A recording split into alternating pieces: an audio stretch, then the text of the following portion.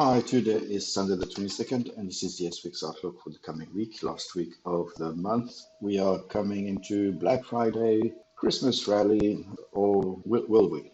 Market is very much undecided. We've had this week a kind of a replica of the previous week on Pfizer. This time it was Moderna, and didn't really pan out to anything really positive.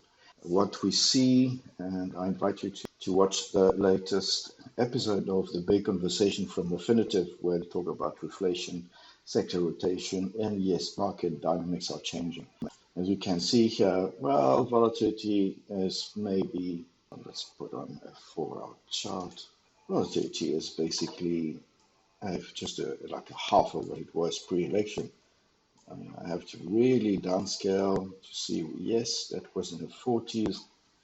And now we're back and hovering. I mean, yes, 4 hour. I mean, it looks like we have a 25 support, and the market may claw back above it. But if we look at a shorter time frame, like a 1 hour chart, the support is more on the 22 area. So volatility is no longer there. That being said, well, market can rotate as much as it wants. There's still uncertainty about the availability of the vaccine, uncertainty about Trump's attitude towards the elections. So yes, what are we, however, seeing is that the market is really looking at going down. And I am watching this 34.40, 37 level. And of course, we have, if we go to the 1 hour chart, we have 31.15, 35.20 as the first test level.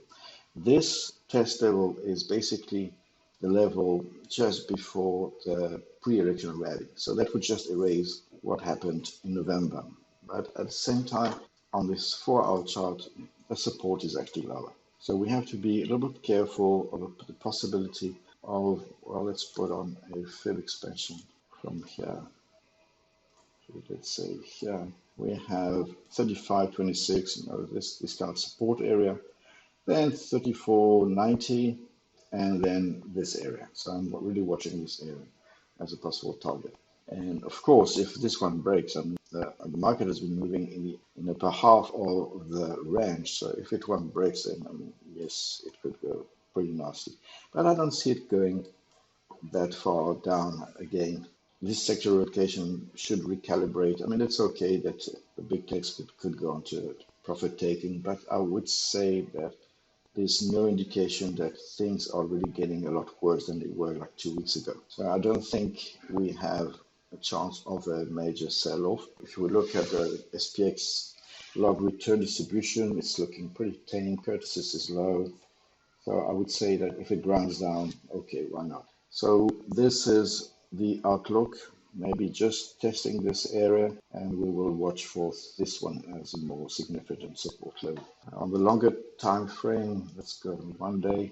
Here as well, we kind of hit on the 9th, the stall level. When the market stall, as the name implies, ahead of the strong resistance, yes, it tends to retrace a little. For me, there's nothing really major happening here.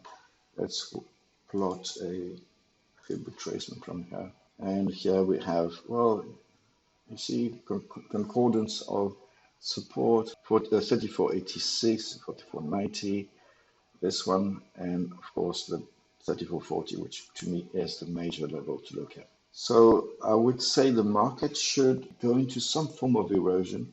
We can still have some surprises. Oh, let's look for Monday. We can still have some surprises with the market bouncing off 35.20, 35.26, and basically prolonging this kind of range trading. We had range trading above the pivot line, and then on the 18th it went down below the pivot line. I would say that the market may just go into some easygoing retracement, and if it bounces, it won't go too far up. Okay, that is it for now. Have a good Sunday, a good weekend, and for those who follow me on Slack, see you tomorrow then. Bye for now.